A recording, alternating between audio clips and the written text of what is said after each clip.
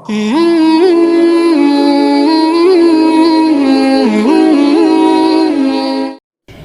بہن نے مخلوط تعلیم کے حوالے سے ڈاکٹر نگہت ہاشمی سے سوال کیا تھا کہ ہماری سوسائٹی میں پرسنالٹی ڈیولپمنٹ کے حوالے سے کو ایجوکیشن کو بہت اہمیت دی جا رہی ہے، جس میں ہم کہتے ہیں کہ ہماری پرسنالٹی اسی طرح ڈیولپ ہو سکتی ہے کہ اگر میل اور فیمیل اکٹھے موو کرنا سیکھیں۔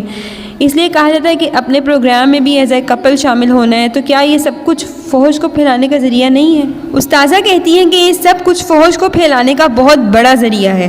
اس کے علاوہ اور بے حیائی کیا ہوگی کہ جس چیز پر اللہ تعالیٰ نے پابندی عائد کی ہے آپ اس کو پروموٹ کرنا شروع کر دیں۔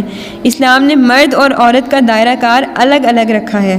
اسلام اس بات کی اجازت نہیں دیتا کہ خواتین اور مرد ایک جگہ پر کام کرنا سیکھیں اور پھر اس کام کو جاری رکھیں، کیونکہ یہی وہ جگہ ہے جہاں پر شیطان کو وار کرنے کا موقع ملتا ہے، اور اگر تعلیمی اداروں میں یہ سب سکھایا جا رہا ہو تو سوسائٹی میں بھی یہی سب کچھ پروان چڑھے گا۔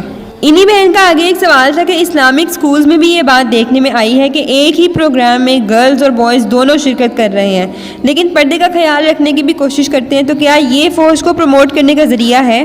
نام خواہ اسلامی ہو یا نان اسلامک، بات فعل کی ہے جو کہ بے حیائی والا ہے، اور جب ہم بے حیائی کو پروموٹ کریں گے تو پھر جس کے جو جی میں آئے وہ کر گزرے۔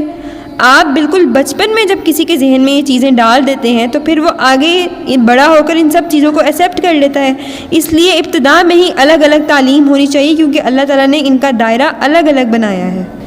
انہی بہن نے سوال کیا تھا کہ اس صورتحال میں ہم اپنے ایمان کو کیسے بچائیں جبکہ ہماری سوسائٹی برائی کے حوالے سے بالکل امیون ہو چکی ہے۔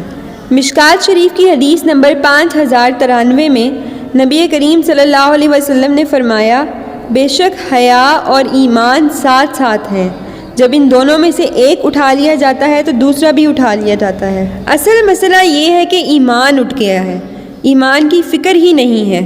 ایمان کو صرف زبان کا معاملہ سمجھا گیا۔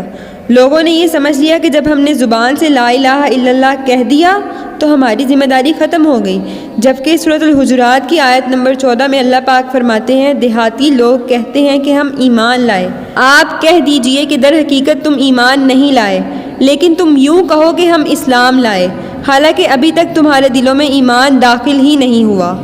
اصل بات یہ ہے کہ ہماری سوسائٹی سے ایمان کے لیے فکر ہی ختم ہو گئی ہے، جس کی وجہ سے بے حیائی پروان چڑھ رہی ہے، کیونکہ ایمان کے ساتھ حیا ہوتی ہے۔